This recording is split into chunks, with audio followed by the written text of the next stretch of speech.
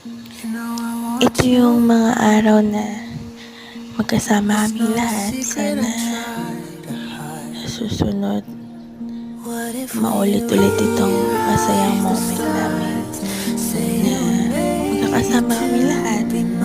Parang walang problema, masaya lang, kompleto.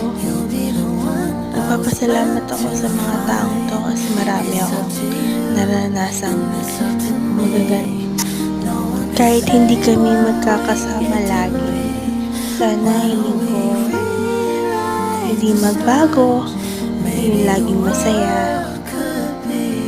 Malungkot kasi parang hindi na kayo nakikita lagi. Pero dahil sa kanila ay simpleng tawag lang, okay na yung nararamdaman ko. I miss you and I love you all. Mahal ko kayo.